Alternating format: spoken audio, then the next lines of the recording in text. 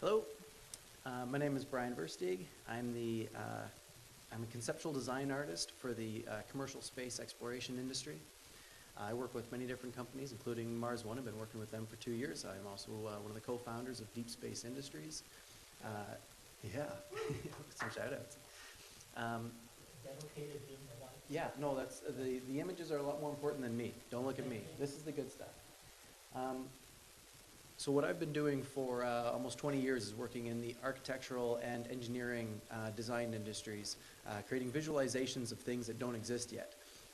In the space exploration industry, the majority of the good stuff doesn't exist yet, so it's a very untapped market. There's a lot to show. In creating these designs and the visualizations of the projects, we create images and animations that are used to tell the story of the projects. For anyone who was in this morning's talk for Mars One or has seen it in the news, you're probably well familiar of the Mars One process and what we plan on doing. So I'm not going to talk too much about the initial stages. This isn't going to be a technical talk. This is going to be a conceptual talk. For me, the really exciting part is what happens once we get there. So I'm going to go fairly quickly over how we're getting there, and then we get to the things that I really get excited about.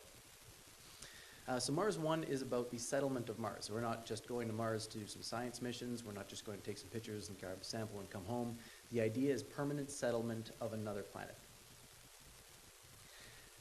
By using completely commercial contractors for our landers and our life support systems and all of our habitats, and funding it through media rights and licensing agreements and sponsorships.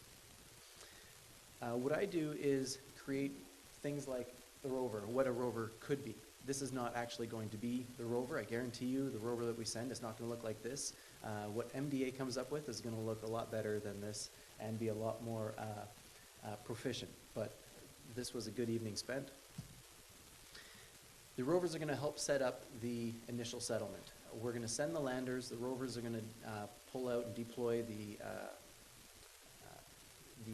solar panels, as well as start operating the life support systems. This is a time lapse that'll show the initial settlement of the initial setup of the settlement.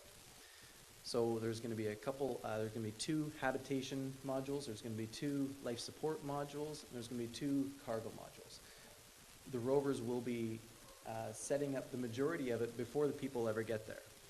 Before people leave Earth, they will have a supply of water, they will have a supply of air, and the inflatable habitats will be fully inflated and ready to be moved in. They're not going to be moved in until the humans get there. So once humans get there is when the real work begins. So this is the initial setup when humans arrive.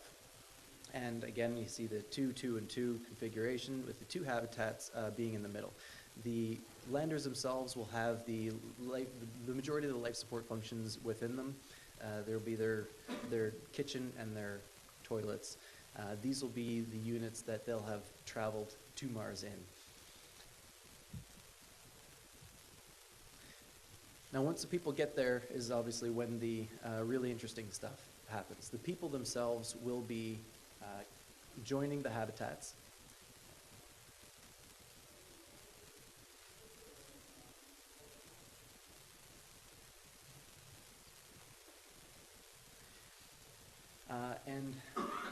Joining the habitats and the work that's going to proceed from there, that's going to be the really interesting things. Once they land on Mars, and there's some people are talking about the funding, what happens in the Apollo program, once Neil and Buzz landed on the moon, started walking around from there, the ratings started going down. And what happens if that happens to us?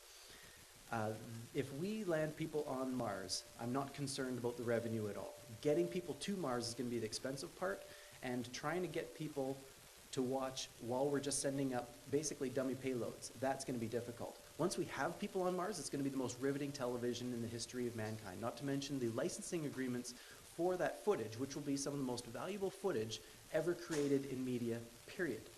If we could go back now and license the footage that was created for the Mars landing, and retroactively license a boot print that Buzz and Neil had?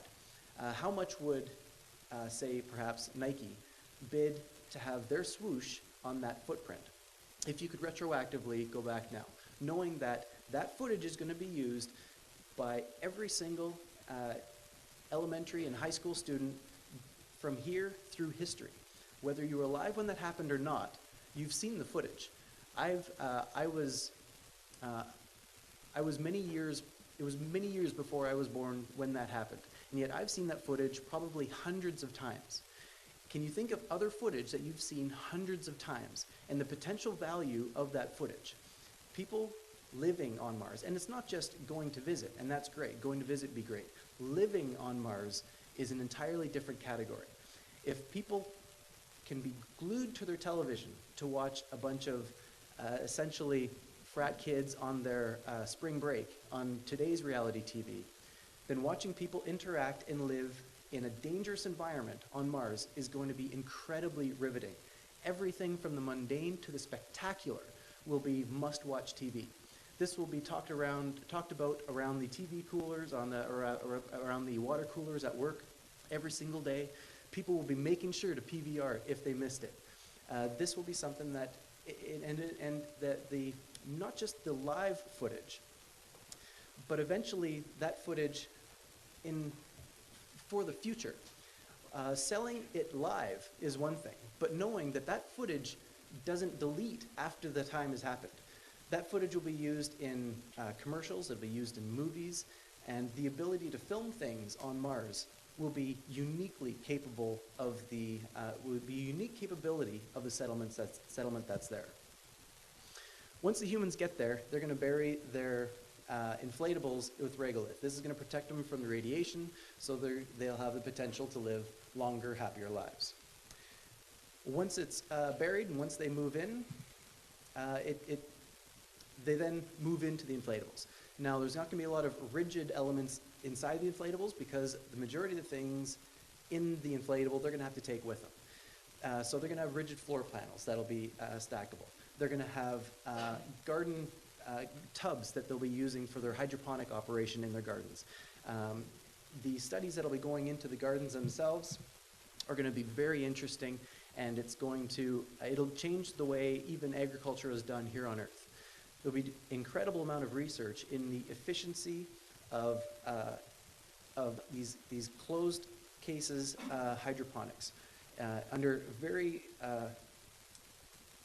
confined conditions, where you know the exact amount of light available, the wattage of the LEDs being used, how many calories per square unit of growing area can you create. The crops that will be used will be extremely well refined.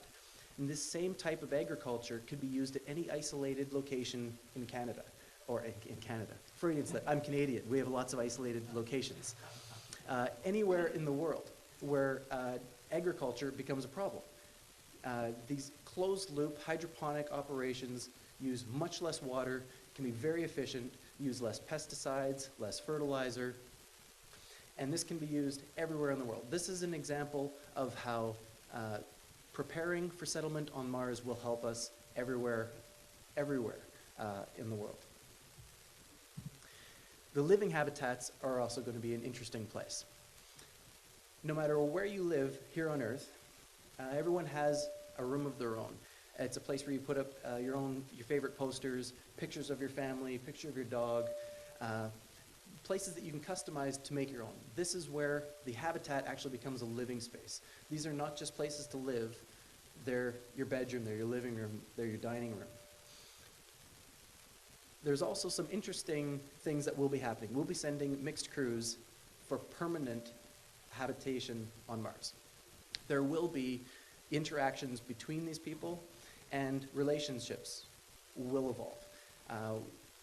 Mars One's stance is we are not promoting or discouraging the relationships. They're going to happen. It's human nature. You put a bunch of people in the same space, relationships will happen. Now, if each person is allocated a certain amount of space, let's say each person is allocated a personal space of maybe 80, 90 square feet, and this is for their maybe a bed and a desk. Two people get together, now they can take the wall down between and now you have 160 square feet for the couple. Here I've shown a double bed, which is two single beds side by side with the wall in between taking out. This could be a living room of a couple on Mars. Whether or not it is, well, we've got many years to find that out. Once they have once they're finished setting up the food operations, and setting up the food operations will be extremely important. Farming is going to be critical to the long-term security and of the people there. Initially, to set up the farming operations, it'll probably be almost everyone involved in setting up. It'll be, if there's 4 people there, there will be times when all 4 people will be involved in setting up the farming operations. Food is going to be that important. And the sooner you get it all set up, the sooner you get the seeds in the ground, the sooner you can find out what crops will actually work there. We don't really know until we get there. We're getting a lot of